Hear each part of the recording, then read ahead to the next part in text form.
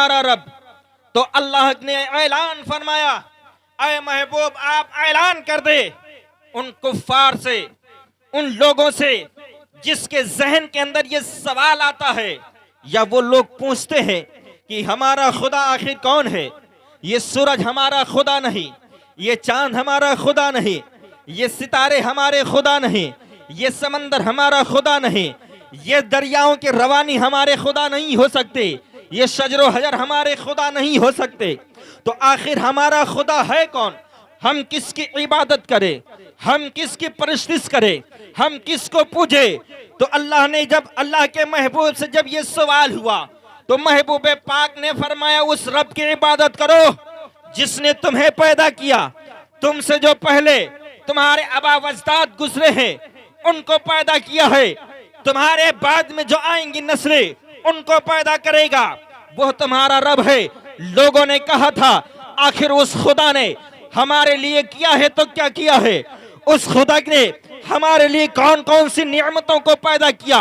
تو اللہ نے اعلان فرمایا کہ اے محبوب جو یہ سوال کرتے ہیں کہ اس خدا نے ہمارے لیے کیا کیا ہے تو ان کو یہ پیغام دے دو، تمہارے لیے خدا نے یہ بنایا ہے کہ زمین کو اس نے بچھونا بنا دیا تمہارے لیے، آسمان کو عمارت بنا دیا تمہارے لیے، اور زمین و آسمان کو بنانے کے بعد میں پھر آسمان سے پانی کو نازل فرمایا تمہارے لیے، آسمان سے پانی نازل کرنے کے بعد پھر زمین سے پھل کو اگایا ہے تمہارے لیے، اناج اگایا تمہارے لیے، کھانے کی چیزیں بنائی تمہارے لیے، تمام چیزوں کو خدا نے تمہارے لیے پیدا کر دیا ہے۔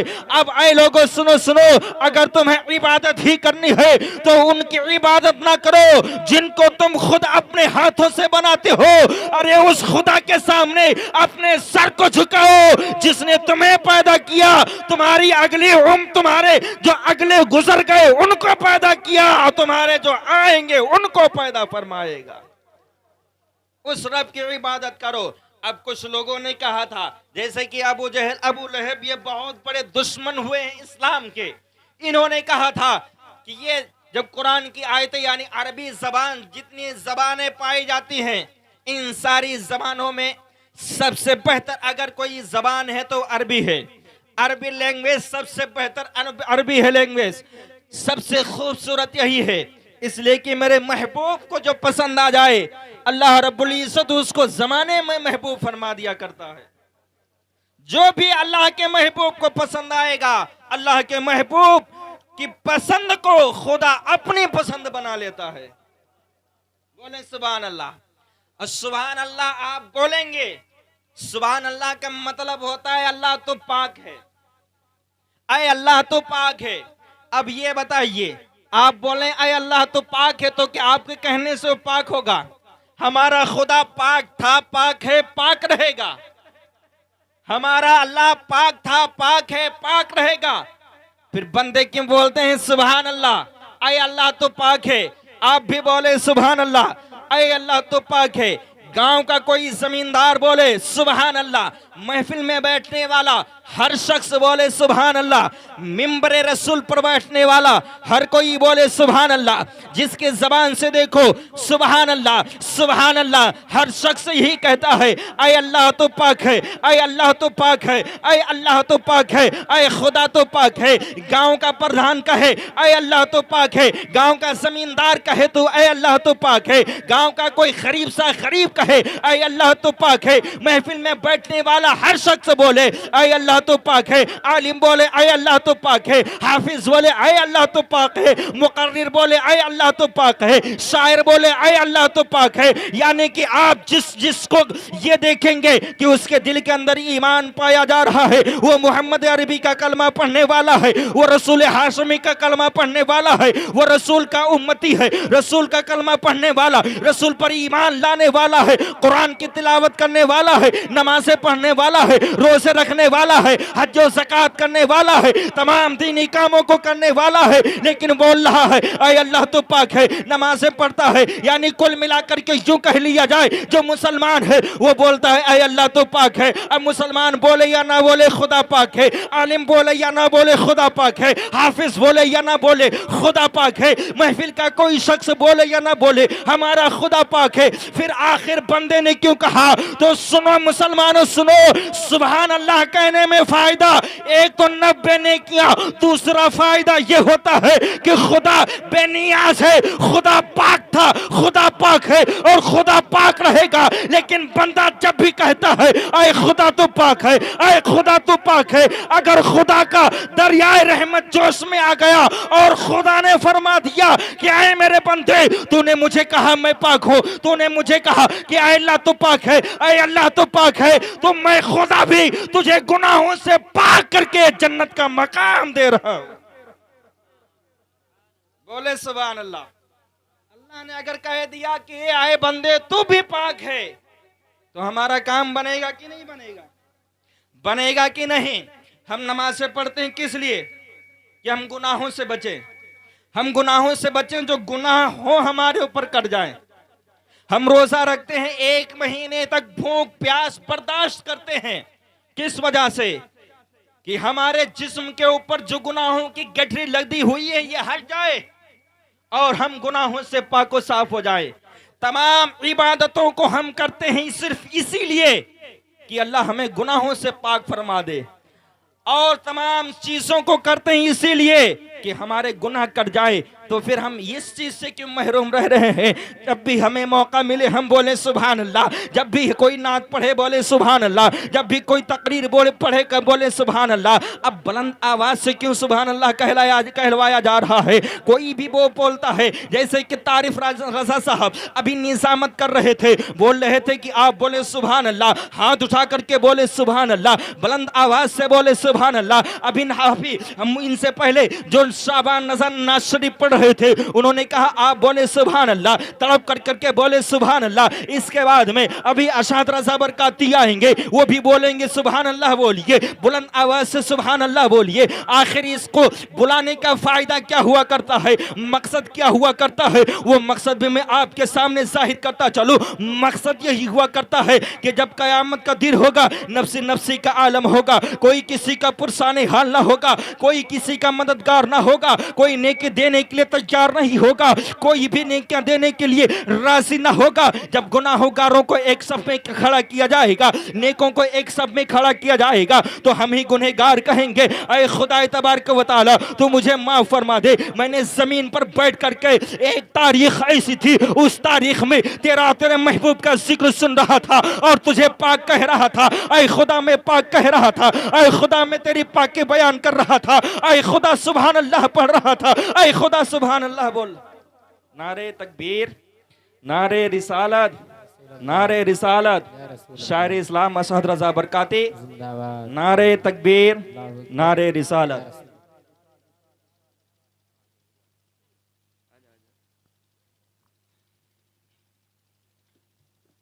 بولے سبحان اللہ, بلند آواز سے بولے سبحان اللہ.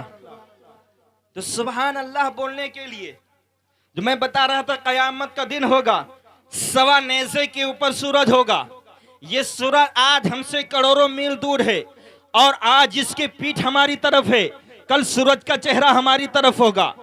اتنی گرمی ہوگی کہ زمین تانبے کی ہوگی, لوگوں کو پسینہ چھوڑ رہا ہوگا, کوئی پسینے میں ڈوب رہا ہوگا, کسی کے پسینہ گلے تک ہوگا, کسی کے پسینہ کمر تک ہوگا, کسی کے پسینہ مدھوں تک ہوگا. یعنی جیسے اعمال ہوں گے ویسا پسینہ اس کو ہوگا. کوئی پسینے میں تیر رہا ہوگا اور ایسا دردناک منظر ہوگا نہ تو انسانوں کے ذہن میں آیا ہے, نہ تو اس کے دل کے اوپر, اس کے ذہن کے اوپر اس کے خطرات گزرے ہیں. اتنا خطرناک وہ منظر ہوگا. اس منظر میں جب जब नेकों को एक सफ में खड़ा किया जाएगा और गुनहगारों को, हम जैसे गुनहगारों को एक सफ में खड़ा किया जाएगा, फिर रब्बे कायनात फरमाएगा इन गुनहगारों को जहन्नम में डालो, इन गुनहगारों को दोज़ख में डालो, तो हम ही सभी लोग कहेंगे ऐ मालिक मौला, हम तेरी इबादत किया करते थे लेकिन फिर भी हमारे ऊपर गुनाह है, तेरा फजल है, तेरा करम है, लेकिन ऐ खुदा तबारक व तआला, एक तारीख ऐसी आई थी, एक टाइम ऐसा आया था कि तेरा जिक्र सुन रहा था, तेरे महबूब का जिक्र सुन रहा था, उस जिक्र और अज़कार में, सुनने और सुनाने में हम सुभान अल्लाह कह रहे थे, तेरी पाकी को बयान कर रहे थे, हम कह रहे थे ऐ खुदा तू पाक है, हम कह रहे थे ऐ मालिक मौला तू पाक है, हम कह रहे थे ऐ परवरदिगारी आलम तू पाक है, ऐ अल्लाह तू पहले से पाक था, अब भी पाक है और पाक रहेगा, लेकिन फिर भी तेरी पाकी को बयान कर रहे थे, तो खुदा का वहां पे दरियाए रहमत जोश में आएगा और रब्बे कायनात फरमाएगा आखिरकार मेरा रब हर एक चीज को जानता है, हर एक चीज को पहचानता है, उस बात को भी जानता है जो हमारे जहन के अंदर है, हमारे दिल में है, उस बात को भी जानता है, जो हमारे जहन में है उस बात को भी जानता है, और जो हमारे दिल में आई नहीं है उस बात को भी हमारा खुदा जानता है। हम क्या करने वाले हैं ये खुदा जानता है, हम क्या कहने वाले हैं ये खुदा जानता है, हम जो कुछ करते हैं सब चीजों को खुदा देख रहा है। लेकिन फिर क़यामत के दिन रब फरमाएगा ऐ मेरे बंदे, जब तू उस तारीख में, उस रात में बैठ करके मुझे पाक कह रहा था, उस पाकी के वक्त में बता तेरे सामने गवाह कौन सा था, तू गवाही लेकर के आ जा, मैं तेरी खता को माफ कर दूंगा। जैसे ही खुदा ये फरमाएगा ऐ मेरे बंदे तू गवाही लेकर के आ जा, मैं तेरी खताओं को माफ फरमा दूंगा, तो जब यही बोला करते हैं कि आप बोले सुभान अल्लाह या आप बोले सुभान अल्लाह, तो सभी लोग एक जगह इकट्ठा होकर के यही कहेंगे ऐ खुदा मैं गवाही देता हूँ, इसने कहा था सुभान अल्लाह, ऐ खुदा मैं गवाही देता हूँ, इसने कहा था सुभान अल्लाह, मैं खुद गवाही देता हूँ, इसने कहा था सुभान अल्लाह। जब तमाम गवाह इस बात पर राजी होंगे, एक दूसरे को गवाह बनाएंगे, ऐ खुदा गवाही देते हैं कि इसने सुभान अल्लाह कहा था, तो रब का दरिया रहमत जोश में आएगा और रब फरमाएगा कि ऐ मेरे बंदो, जब तुम ऐसा मिल करके एक गवाह हो सकते हो तो मेरा भी रहम सुनो, मैं तुम सबको पाक करके तुम्हें जन्नत का हकदार बना रहा। तो सुभान अल्लाह बोलने का कितना फायदा है।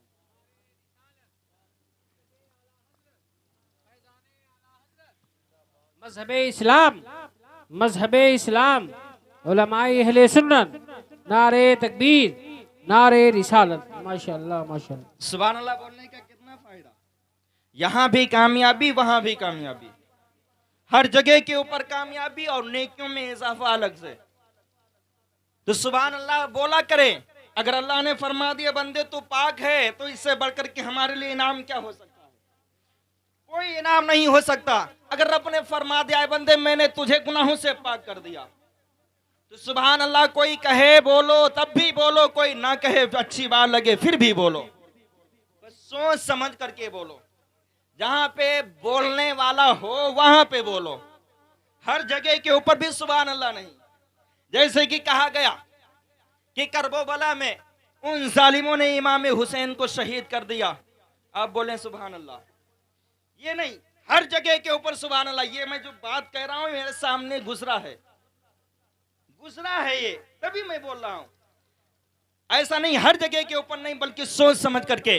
तो अल्लाह रब्बुल इज्जत ने क्या फरमाया कि ऐ महबूब आप उनसे ऐलान फरमा दे कि इबादत करें उस खुदा की जिसने उसके लिए जमीन को बिछौना बनाया, आसमान को इमारत बनाया, आसमान से पानी नाजिल फरमाया, फिर उससे कुछ फल निकाले उनके खाने के लिए, जानबूझ करके वो बराबर वाला अल्लाह के ना ठहराएं। जब ऐसा पैगाम मोहम्मद अरबी ने सुनाया, कुरान पढ़ करके उन कुफारों को सुनाया था, तो उन कुफारों ने कहा था कि ये अरबी ज़बान तुम बोल रहे हो, ये कलाम तुम्हारा बनाया हुआ है, इंसानों का ये कलाम बनाया हुआ है, ये कलाम तो हम भी बना सकते हैं। तो खुदा तबारक व तआला के महबूब हम और आपके आका जनाब मोहम्मद अरबी को जब ये उन कुफारों ने कहा था ये तो खुदा का कलाम नहीं है, ये किसी इंसान का बनाया हुआ कलाम है, तो खुदा तबारक व तआला ने कुरान मजीद के अंदर ये चैलेंज फरमा दिया था। उस जमाने से लेकर के आज भी खुदा का ये ऐलान है, आज भी इस जमाने वालों को ये चैलेंज दे रहा है। अल्लाह ने कुरान के अंदर क्या फरमाया, वइन कुंतुम फी रैबिम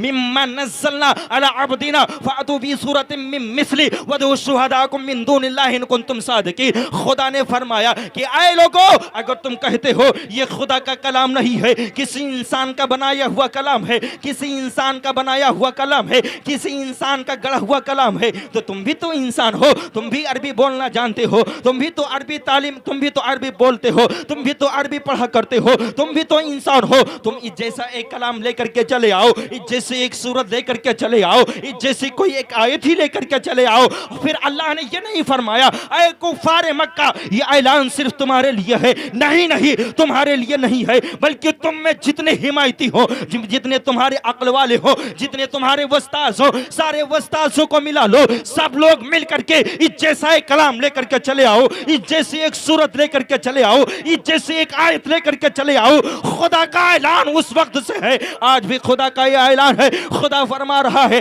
कुरान के अंदर जो कमियां तलाशा करते हैं, कुरान के अंदर जो ऐब तलाशा करते हैं, उनको भी खुदा पैगाम दे रहा है, तुम भी इंसान हो, तुम तो खुदा के, तुम भी तो इंसान हो, खुदा जैसा तुम भी कलाम बना करके लेकर के आओ। मेरा दावा है और जितने मुसलमान हैं, सारे मुसलमानों का यही ऐलान है। अरे जमाना खत्म हो सकता है, जमाने के लोग मिट सकते हैं, लेकिन कुरान के मुकाबले में अगर वो चाहे एक सूरत लाने के लिए, तो सूरत तो दूर की बात है, कुरान के एक ज़ेर का मुकाबला नहीं कर सकते हैं, कुरान के एक ज़बर का मुकाबला नहीं कर सकते हैं। और फिर रब्बे कायनात ने फरमाया फ़इल्लम तफ़अलू वलन तफ़अलू फत्तकुन नार लती वक़ूदुहा अन्नास वल हिजारा हिजारा। रब्बे कायनात ने फरमाया अगर तुम ऐसा नहीं कर सकोगे, और रब फरमाता मैं फरमाए दे रहा हूं, तुम ऐसा हरगिज ना कर सकोगे, तो डरो उस आग से जिसका ईंधन आदमी होंगे, जिसका ईंधन पत्थर होंगे, उस आग से डर रखो। वो इद्दत लिल काफिरीन, और वो काफिरों के लिए तैयार रखी गई है।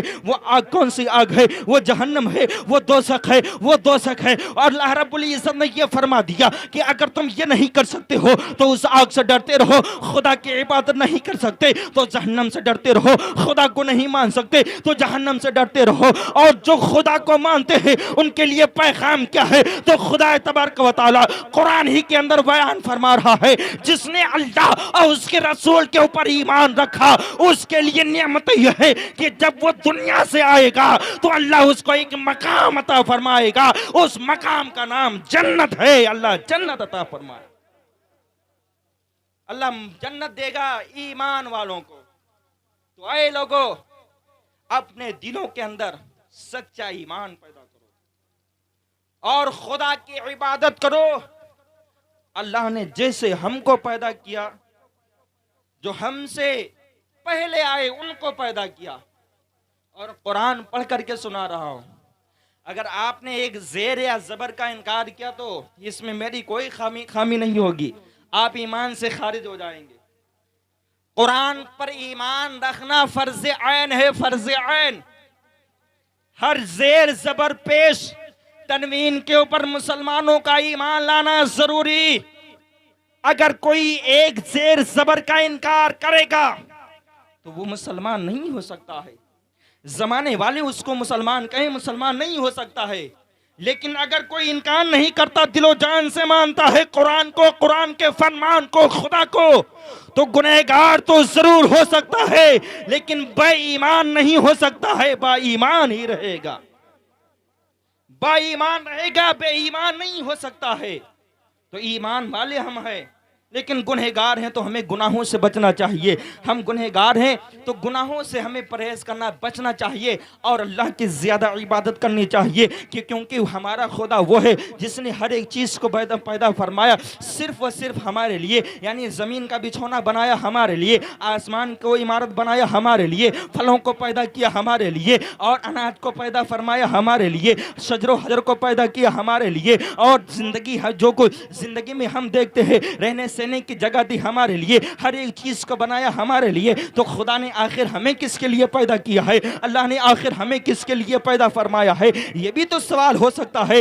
تو رب کائنات اس کو بھی قرآن مجید کے اندر یہ اعلان فرماتا ہے, وَمَا خَلَقْتُ الْجِنَّ وَالْإِنسَ إِلَّا لِيَعْبُدُونَ. اے انسانوں سنو سنو, ساری چیزوں کو میں نے بنایا ہے تمہارے لیے, ساری چیزوں کو پیدا کیا تمہارے لیے, اور تمہیں اگر کوئی کسی لیے بنایا ہے تو صرف اپنی عبادت کے لیے پیدا کیا ہے. تمہیں اور جناتوں کو اپنی عبادت کے لیے پیدا فرمایا ہے. اے لوگوں ہماری عبادت کرتے رہو, اے لوگوں خدا کی عبادت کرتے رہو, خدا کی بندگی کرتے رہو, خدا کو پوچھتے رہو اور توبہ کرتے رہو. نہ جانے خدا کا کس وقت دریائے رحمت جوش میں آ جائے اور ہماری خطاؤں کو معاف فرما دے, ہمارے گناہوں کو بخش دے, ہماری خطاؤں کو بخش دے, اور اللہ ہمیں جنت عطا فرما دے.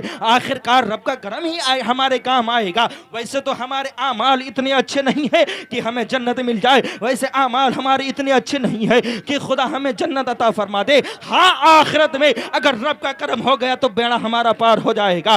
یہی امید لے کر کے سارے مسلمانوں کو جینا چاہیے, یہی امید رکھنا چاہیے کہ ہم جب یہاں سے جائیں گے قبر میں بھی ہمارا رسول کام آئے گا, حشر میں بھی ہمارا رسول کام آئے گا, ہر جگہ کے اوپر ہمارا رسول جب کام آئے گا. اور یہی علماء بیان فرمایا کرتے ہیں, یہی علماء ہمیں درس دیا کرتے ہیں, تو ہر جگہ کے اوپر جب ہمارا رسول ہمارے کام آئے گا تو ہم کیوں نہ رسول سے پیار کر لیں, ہم کیوں نہ رسول سے الفت کر لیں, ہم کیوں نہ رسول ہاشمی سے محبت کر لیں, ہم کیوں نہ ان سے سچا عشق پیدا کر لیں, جس عشق کی وجہ سے آج دنیا کے اندر ان کے عاشق چمک رہے ہیں, جس عشق کی وجہ سے ان کے عاشقوں کا نام لیا جا رہا ہے, جس عشق کی وجہ سے ان کے عاشقوں کا تذکرہ کیا جا رہا ہے. کیا آپ نے نہیں سنا ہے کہ غوث اعظم کا ذکر ہو رہا ہے؟ کس لیے ہو رہا ہے؟ انہوں نے جو عبادت کی ہے, انہوں نے جو عبادت کی ہے اس کی مثال دنیا پیش نہیں کر سکتی ہے. خود غوث اعظم کا فرمان ہے کہ اے لوگوں سنو سنو, کئی زمانے گزر جایا کرتے تھے, عبد القادر کھانا کھا لیا کرتا تھا, پانی پیا نہیں کرتا تھا,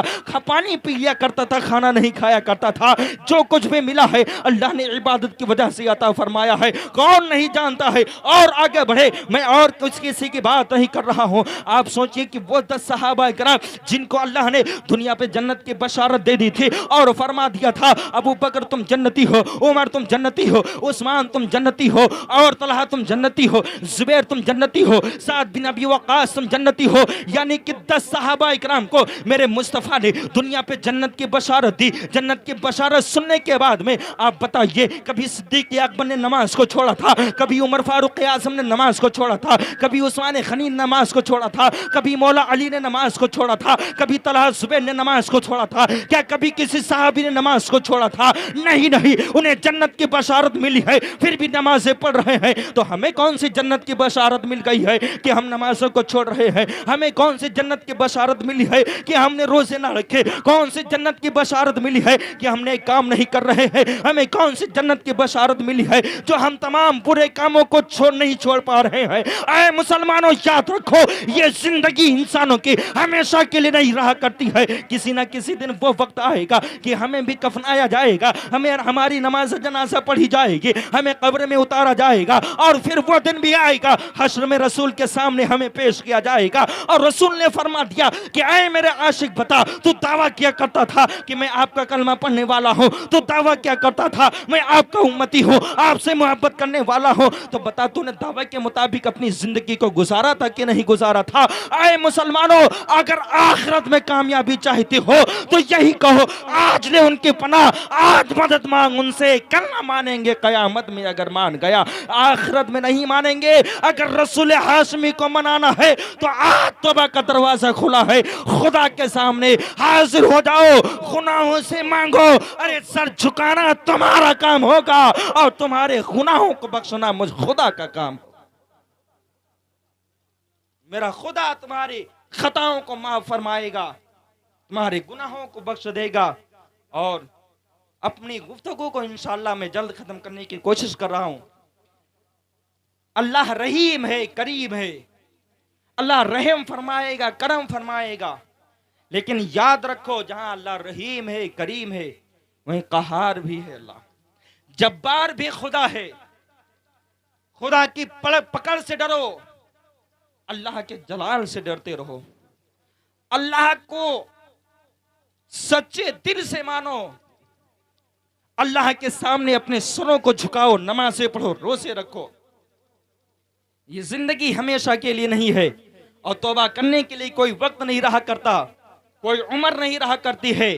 صرف سچے دل سے آپ کو توبہ کرنا ہوگا، خدا آپ کی خطاؤں کو معاف فرما دے گا، آپ کے گناہوں کو بخش دے گا۔ ایک مرتبہ کا ذکر ہے، آخری بات میں بتا رہا ہوں، ایک مرتبہ کا ذکر ہے کہ کچھ چند ڈاکو ڈاکہ زنی کرنے کے لیے جا رہے تھے، چوری کرنے کے لیے چل رہے تھے، جا رہے تھے، راستے میں ایک ان ڈاکوں کا بسیرا پڑتا ہے۔ ڈاکوں کے سردار نے کیا دیکھا ہے کہ ایک پیڑ ہے، سوکھا پیڑ لگا ہوا ہے، ساتھ ہی ساتھ میں کھجور کا پیڑ لگا ہوا ہے۔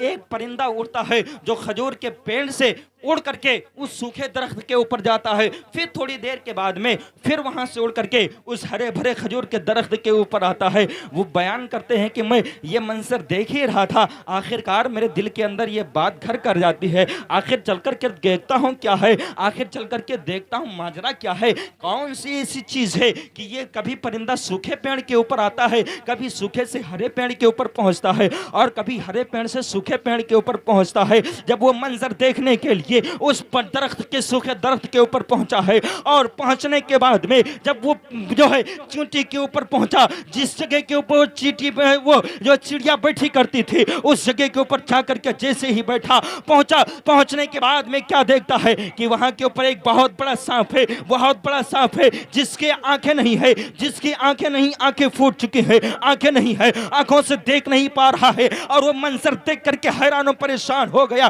کہ وہ جو پرندہ سوکھے درخت کے اوپر آیا کرتا تھا وہ خالی نہیں آیا کرتا تھا، بلکہ جب کھجور کے درخت کے اوپر جاتا تو وہاں سے اپنے چونچ میں کھجور کو دبا کر کے اس سوکھے درخت کے اوپر آتا اور اس سانپ کے منہ میں رکھ دیا کرتا تھا، جس سے وہ سانپ کھا لیا کرتا تھا، اور سانپ کھاتا اس کی بھوک مٹ جایا کرتی تھی۔ یہی منظر وہ دیکھتا ہے، اور دیکھنے کے بعد سوچنے لگا اور کہنے لگا، اے خالق کائنات، اے پروردگار عالم، جو تو ایک نابینے سانپ کو اس سوکھے درخت کے اندر ایک پرندے کی وجہ سے جو اس سانپ کرنے والا ہے اس کو خوراک دینے کے اوپر مقرر کر سکتا ہے، تو تمہاری میری روزی کا بھی انتظام کر رکھتا ہے، تو نے میری روزی کا بھی انتظام کیا ہے۔ اے خدا، میں کتنا گنہگار ہوں، میں نے کتنے گھروں کو برباد کیا ہے، میں نے کتنے لوگوں کو برباد کیا ہے، میں نے کتنے کے گھروں کو اجاڑا ہے، میں نے کتنی ڈاکہ زنی کی ہے، میں نے کتنے لوگوں کو تباہ برباد کیا ہے۔ اے خدا، میں معافی مانگتا ہوں،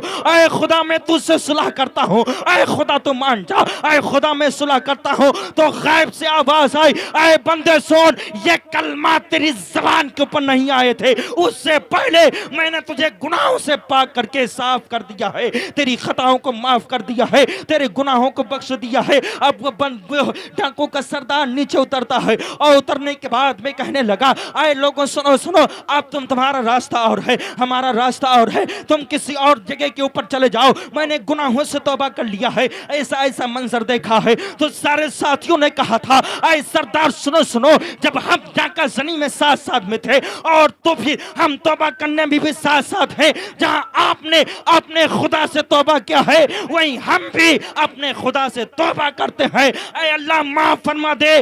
غیب سے آواز آتی ہے، اے میرے بندو، تم سب کی دعاؤں کو اور توباؤں کو قبول کر کے تمہیں گناہوں سے پاک و صاف کر دیا ہے۔ ماشاءاللہ ماشاءاللہ، نعرہ تکبیر، نعرہ رسالت، مسلک اعلی حضرت، مذہب اسلام، سبحان اللہ۔ تمہیں گناہوں سے پاک و صاف کر دیا ہے۔ اب وہی لوگ ارادہ کرتے ہیں کہ چلو چل کر کے اب ہم نے گناہوں سے توبہ کر لیا ہے، اب چلو چل کر کے حج کر آتے ہیں، یہ منظر کیسے چھوٹ جائے ہماری نگاہوں سے، چلو چل کر کے ہم حج کر کے آتے ہیں۔ وہیں سے حج کرنے کے لیے چل رہے تھے، جا رہے تھے کہ راستے میں انہوں نے کیا دیکھا، ایک گاؤں پڑا ہے، گاؤں کے باہر ایک بوڑھی عورت ہے، نابینا عورت ہے، وہ کسی کا انتظار کر رہی ہے، ہر پوچھنے والے سے پوچھا کرتی ہے کہ بتا تم میں سے وہ شخص کون ہے، بتا جو وہ کون ہے۔ نشانیوں کو بیان کرتی وہ عورت، نشانیاں بیان کرنے کے بعد میں کہتی بتاؤ تم میں سے کسی کے اندر یہ نشانی پائی جاتی کہ نہیں پائی جاتی ہے۔ وہ لوگ کہتے نہیں پائی جاتی۔ آخرکار جب یہ لوگ پہنچے اور پہنچنے کے بعد میں اس عورت سے ملاقات کیا اور نشانیوں کو بیان کیا، تو اس عورت نے جیسے نشانیاں بیان کی ہے، اس شخص نے یعنی ڈاکوں کے سردار نے کہا تھا، اے بڑی بے میں ہی وہ گنہگار ہوں جو تم نشانیاں بیان کر رہی ہو، وہ ساری نشانیاں ہمارے اندر اندر پائی جا رہی ہیں، وہ ساری نشانیاں ہمارے اندر پائی جا رہی ہیں۔ پھر وہ عورت کہتی یہیں کے اوپر رکو، تمہارے لیے میں کچھ تحفہ لے کر کے آتی ہوں، تمہارے لیے میں کچھ تحفہ لے کر کے آتی ہوں۔ وہ عورت گھر کے اندر گئی اور جانے کے بعد میں وہاں سے ایک کپڑا لیا، ایک کپڑا لیتی ہے اور لانے کے بعد ڈاکوں کے سردار کو دیتی ہے اور کہتی ہے کہ یہ تحفہ ہماری طرف سے قبول فرما لیجئے۔ آج 3 دن ہوئے ہیں ہمارے صاحبزادے کا انتقال ہو گیا ہے اور 3 دنوں سے متواتر میرے خواب میں میرے آقا تشریف لاتے رہے، میرے مصطفیٰ جان رحمت تشریف لاتے رہے اور یہی پیغام دیتے رہے، اے بڑی بھی سن تیرے دروازے جو ہے تیری بستی سے ایک فلاں شخص گزرنے والا ہے، ابھی اس نے توبہ کیا ہے، اللہ نے اس کی توبہ کو قبول فرما کر کے اسے بھی معاف کر دیا ہے، اس کے ساتھیوں کو معاف کر دیا ہے، وہ وہیں سے حج کرنے کے لیے آ رہا ہے، وہیں سے مکہ مکرمہ دیکھنے کے لیے آ رہا ہے، مکے کی بہار دیکھنے کے لیے آ رہا ہے، مکے کے نظارے کو دیکھنے کے لیے آ رہا ہے، اس کے لیے تو اپنے بچے کا لباس عطا کر دے، اس کو تحفہ کر دے، یہ تحفہ ہمارا قبول کر لیجئے۔ تب اس نے کہا تھا اے میرے مصطفیٰ جان رحمت، اے میرے آقا، اے میرے مصطفیٰ جان رحمت، ہم نے تو توبہ کیا ہے، یہ توبہ کرنا ہمارا کام ہو گیا ہے، آپ کے نعمتوں کی برسات ہو رہی ہے، آپ کے انعامات کی برسات ہو رہی ہے، ہمارا دنیا پر خیال رکھتے ہیں، ہمارا ایمان ہے، ہمارا عقیدہ ہے، جیسے ہمارا یہ آپ جو ہے خیال اس دنیا کے اوپر کرتے ہیں، قبر میں بھی ہمارا اسے خیال کریں گے اور قبر سے اٹھنے کے بعد بھی ہمارا خیال کریں گے۔ جیسے اتنی آواز اس کے دل سے نکلی تھی، اس کے دل سے نکلی تھی اتنی آواز، اس کے زبان کے اوپر آئی تھی یہ آواز،